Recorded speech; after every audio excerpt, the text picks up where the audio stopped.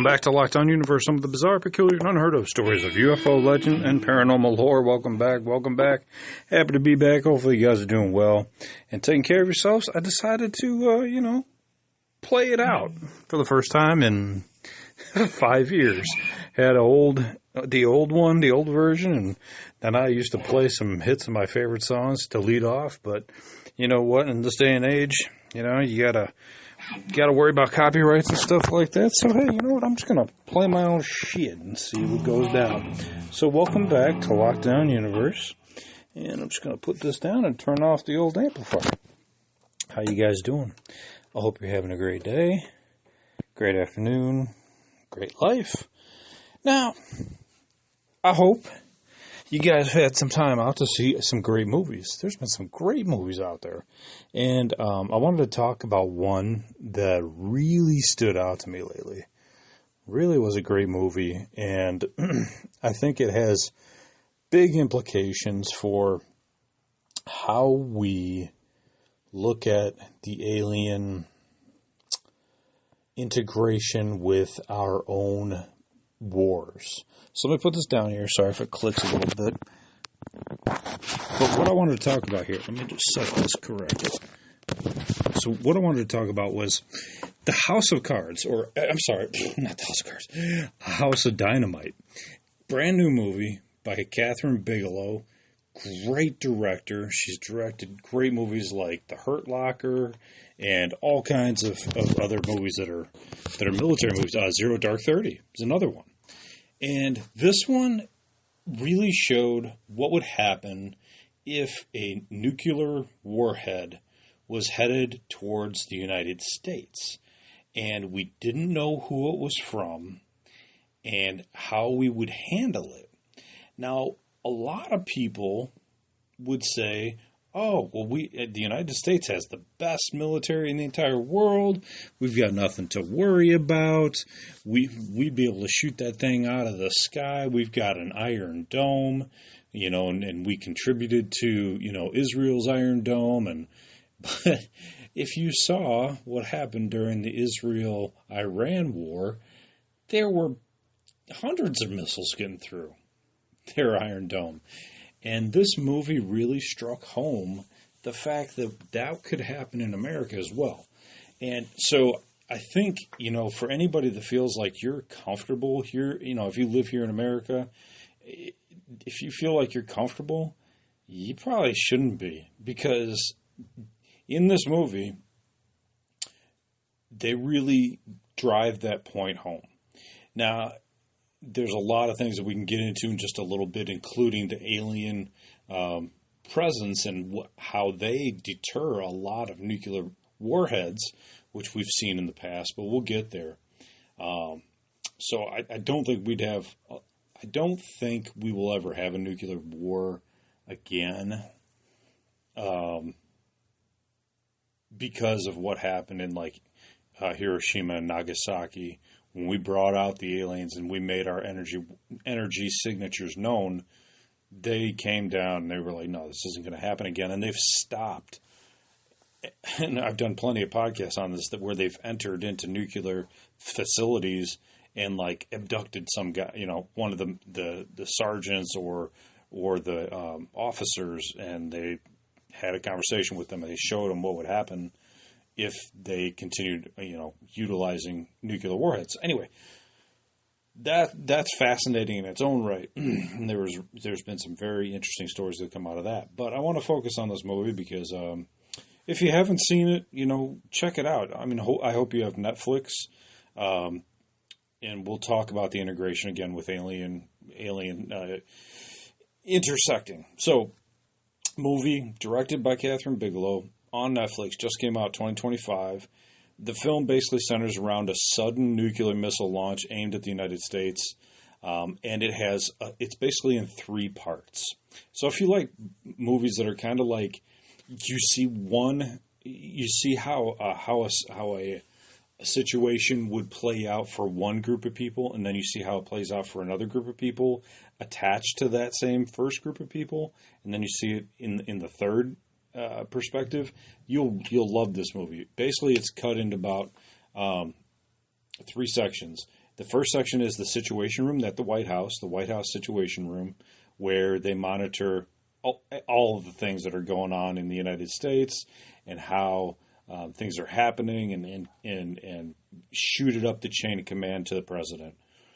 The other one, the next grouping of the movie, is the STRATCOM, or Strategic Command, which is out of Offutt Air Force Base in Nebraska, out in the middle of the cornfields, in the middle of nowhere. If you're not from America, Nebraska has nothing to offer. It is blank and barren and straight up corn. There is nothing there. But they made the United States STRATCOM there. I guess, it's smack dab in the middle of the United States, so they can kind of see and have perspective easily. I mean, I don't know exactly why they picked it, but perfect place to dig down deep and be underneath the corn, I guess. And then the third perspective is from the president, who we actually don't see until the third act, because he's up on the every person that's involved in this situation and evolving and in evaluating this missile that's coming towards the America, nuclear warhead, is up on a screen. They got it up on the screen in the Situation Room, got it up on the screen in the SecDef's office, they got it up on the screen in the STRATCOM office. So the president is the only one that's on a phone.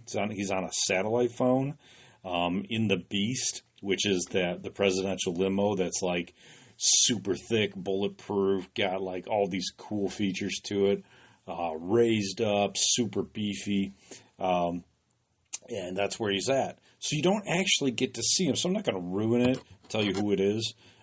Just watch the movie. You'll like it, and you'll know who it is. So it looks at the same situation. It's an 18 to 20 minute missile crisis time frame that is seen from three different vantage points: the Situation Room, the STRATCOM, the president. And what happens early in the film is basically that up in Alaska, we have a base called Fort Greely up there, which will shoot up GBIs. GBIs are ground base interceptors, and they will intercept any missile that's coming up. And we think in America, we've always been told, we can shoot down anything. Well, this movie really puts perspective with the fact that that's not true.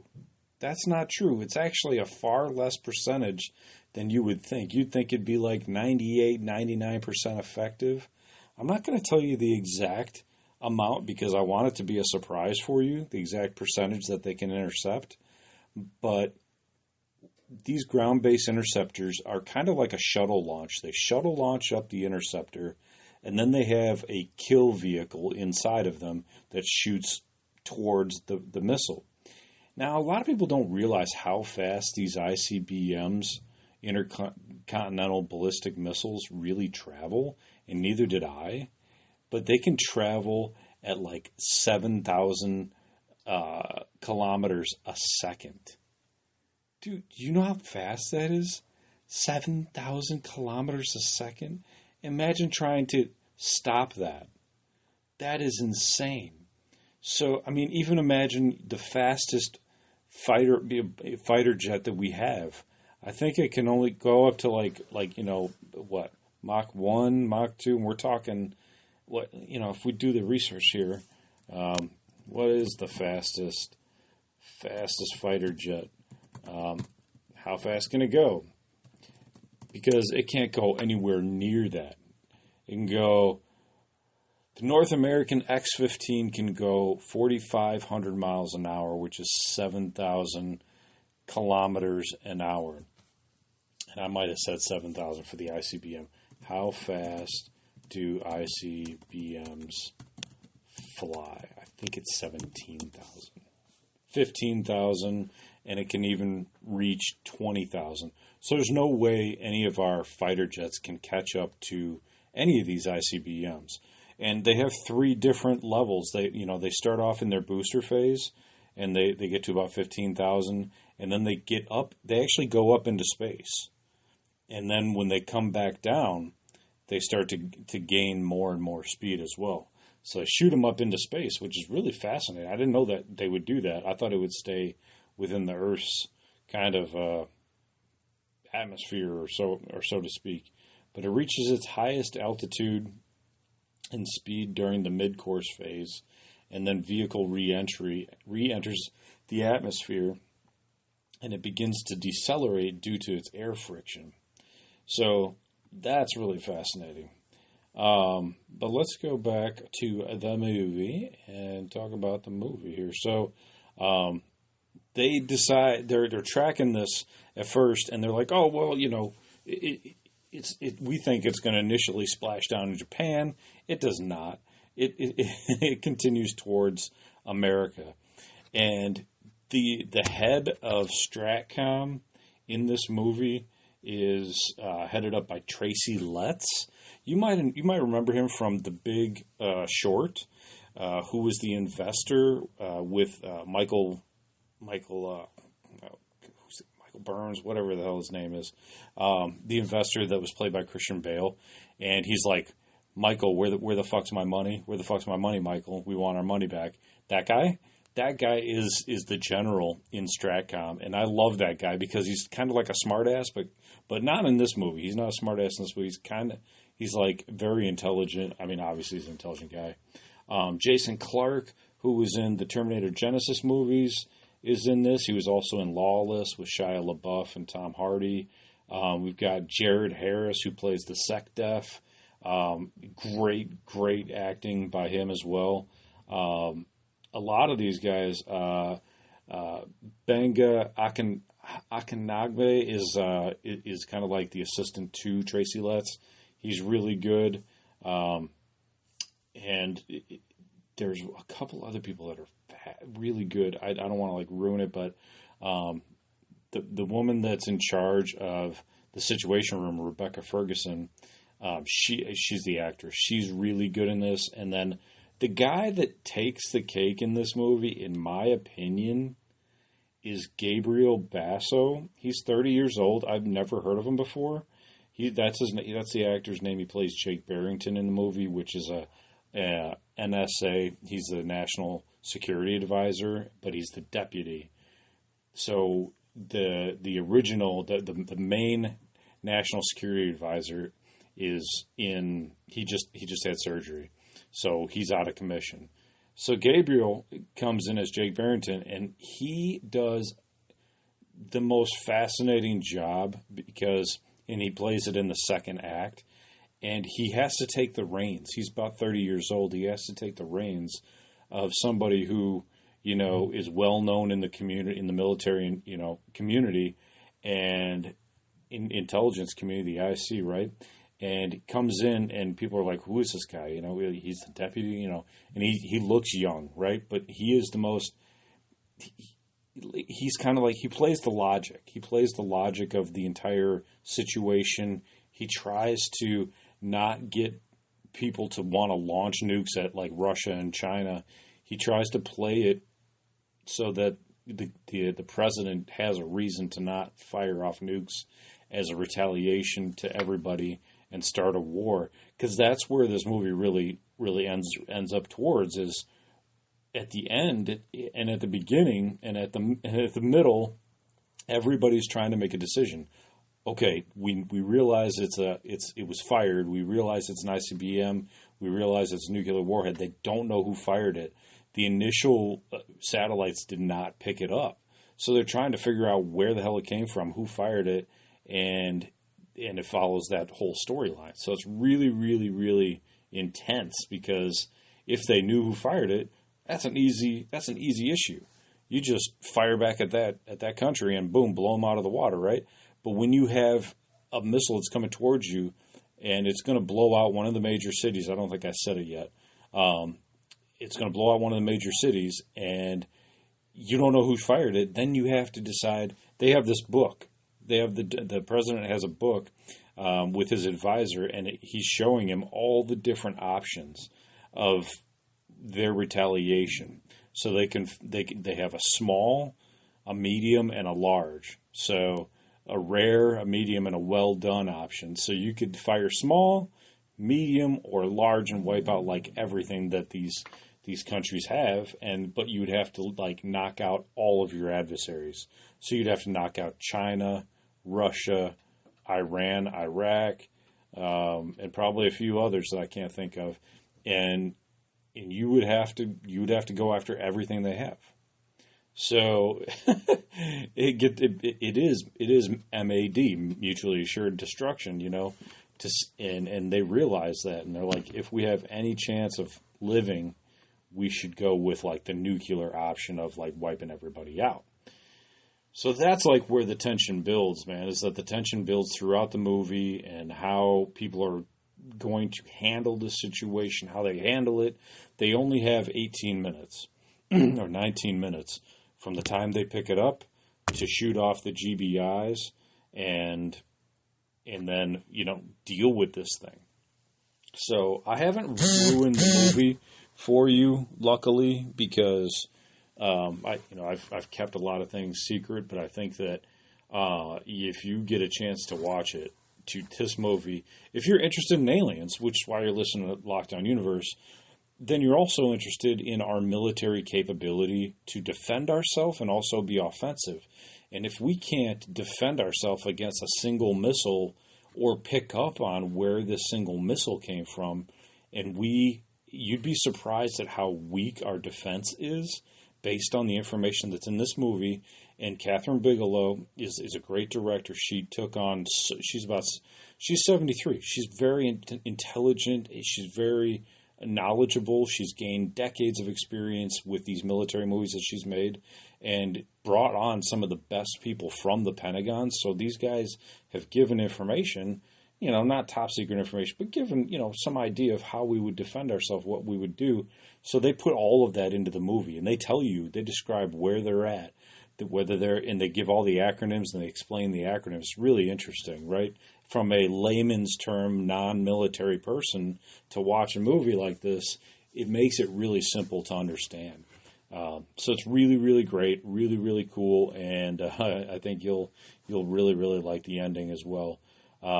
It's kind of like a read your a find your own adventure kind of book. Remember those when we were kids? Well, if you're old enough to remember those books, like Choose Your Own Adventure, you can kind of decide where you would be in this situation and what kind of decision you'd make.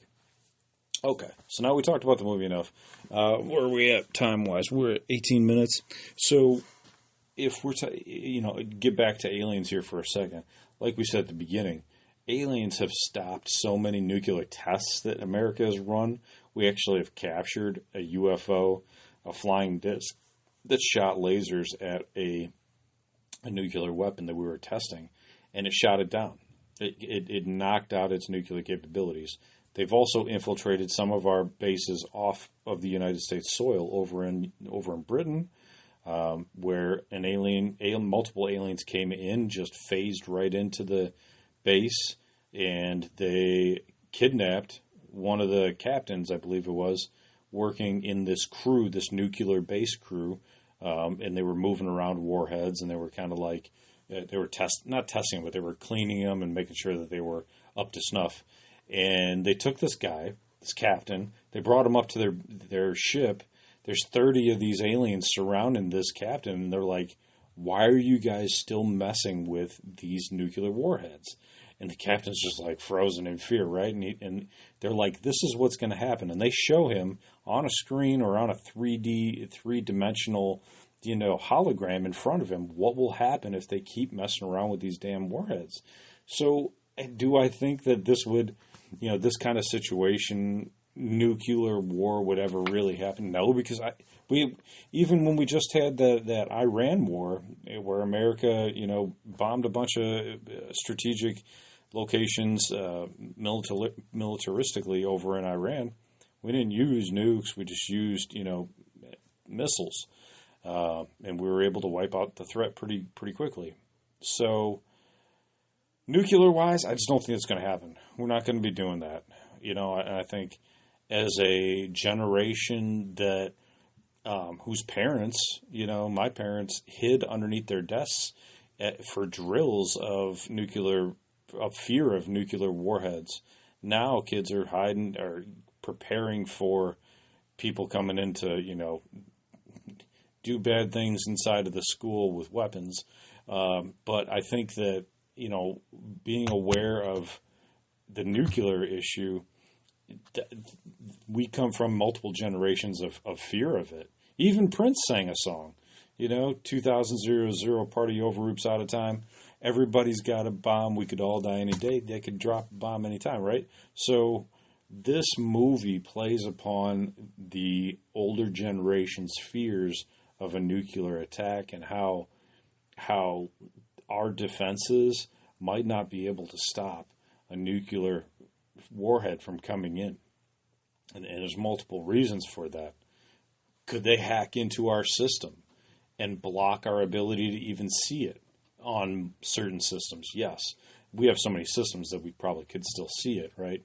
We've got, satellites in space. Those could be hacked.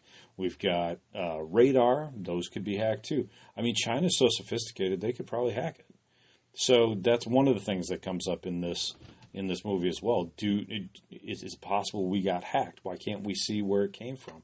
That kind of thing. So there's lots of ways, especially in this highly technologically reliant world that we're living in, that we could be attacked in a number of ways. Before, it'd just be, it'd have to be a weapon. And that weapon we could track easily. But now, with everything relying on technology and computers, that, things can be hacked. Will AI stop that? Well, if you saw Terminator 3, at the end of it, the reason they turn on Skynet is because we have missiles coming in, and they're worried about the fact that we won't be able to stop them. The only way we could stop it is to turn on Skynet. And so Skynet actually, through their AI, started the war to force them to turn on, to give up their own human power of all of their military systems. And think about that. Think about if AI knows about that. Think about if AI knows about that movie, okay? They know the movie. They know it's got the script on the internet. They're like, oh, hey, that's a cool idea. We could take that, and then we could take over the powers that be and take over all their military. And then, and then it initiates mutually assured destruction at the end of Terminator 3. If you haven't seen it, man, you should watch it. I know people give Terminator 2 so much props and Terminator 1, but Terminator 3's got some good parts too, especially at the end. It really puts perspective on 1 and 2. So anyway, yeah. What do you think? What do you think about this? I think you should watch the movie. Tell me what you think. Come visit me on the on Lockdown Universe at TikTok, Facebook, Instagram. I'm on all of them. YouTube, I'm on there too. I'm putting up reels on there. So check us out there. Put some comments there. So I know there's an issue with Spotify right now. So I think it's just a matter of getting Spotify updated. As I moved over to Podbean, they were like, yeah, all of your files are M4 and Spotify requires M3s. So you'd have to re-upload all of your files in M3 format and you'll lose all of your data. And I'm like, well, lose all of my stats, right? And I'm like, oh, God, do I want to do that? Or should I just leave everything on other podcasting hosts and people be able to listen? I personally like Spotify. I have Spotify, and I used to record on there all the time. But now it's a matter of the fact that I don't. I don't have it. Shh. Sorry. So anyway, I'll let you guys go so I can tend to the pups. I hope you guys have a fantastic day. Take care of yourselves physically, spiritually, and emotionally. Follow through on your hobbies and your goals and your dreams. It's kind of the only reason to live, right?